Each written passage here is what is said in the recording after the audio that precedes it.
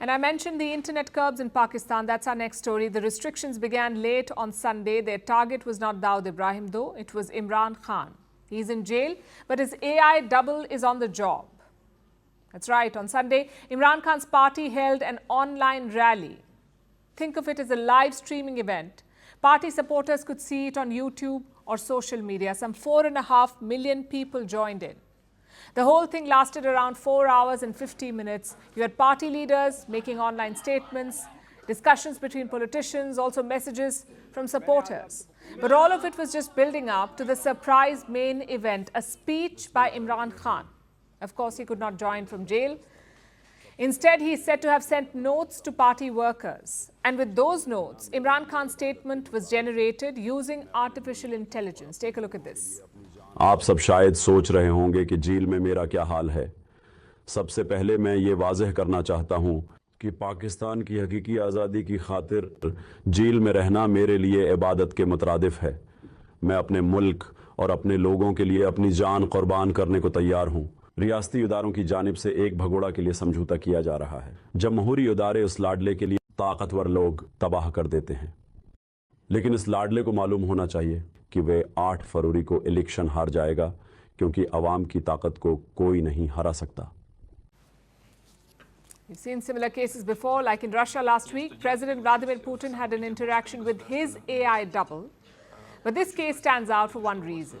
It wasn't a joke, it wasn't made for fun. It was made to sidestep government authorities. You see, Imran Khan is banned from Pakistani Airways. You cannot show him on TV. He faces over 150 cases in the country. They range from terrorism to fraud. So it's impossible to hear Imran Khan live, which is why his party chose the AI option, the artificial intelligence option. It's on brand for them. Imran Khan's party is called the PTI, the Pakistan Tehreek-e-Insaf. In the 2018 election, they harnessed social media well. They used YouTube and mobile apps to reach young Pakistanis. So AI was the natural next step. Chances are this will become a trend in the future. After all, jail politicians are a feature in most countries, even jailed activists. AI could bring them to live events or rallies. It can be a morale booster. But we'll discuss AI sometime else. Tonight, let's look at Pakistani politics. We're just weeks away from the general election in February. It is no secret who the army is backing: former Prime Minister Nawaz Sharif. And when the army backs you in Pakistan, it's usually a done deal. It's always been like that in Pakistan. But could this election be different? I ask because the army seems worried this time. Just look at their reaction to this online rally. It wasn't even a physical show of force. It was mostly party workers and leaders on a Zoom call. But the army wasn't having it. They slowed down the internet for 2 whole days. They also stopped access to social media platforms like Instagram, Facebook, and Twitter. What does that tell you? That the army is not taking any chances. And despite that, 4.5 million people joined the online rally, which raises the question, just how popular is Imran Khan? We have a poll that was conducted in June this year, June 2023. This was right after his first arrest the month before. He was arrested in the month of May. Imran Khan had an approval rating of 60% then.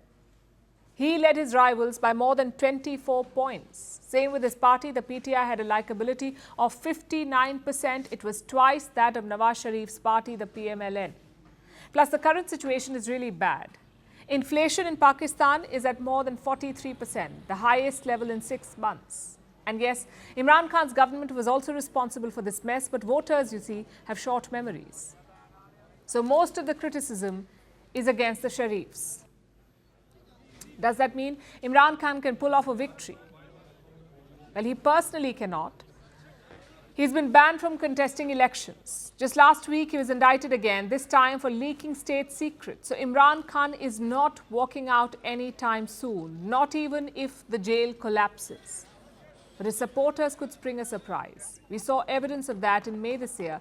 Tens of thousands of people protested Imran Khan's arrest. They even attacked the army headquarters. So don't underestimate the Imran Khan voter. Having said that, one problem still remains. Will the elections be free and fair? In Pakistan, they never are. The army inevitably does something shady, but this time the stakes are higher. Western countries are watching more closely. Agencies like the IMF, the International Monetary Fund, are watching. And rigged elections will not impress them. It could derail Pakistan's bailout packages. So what does the army do? Does it risk a rigged election and backlash? Does it bet on the Sharifs pulling off a victory? Or does it delay the election again? There are no good options here. So I guess it's familiar territory for the Pakistani army.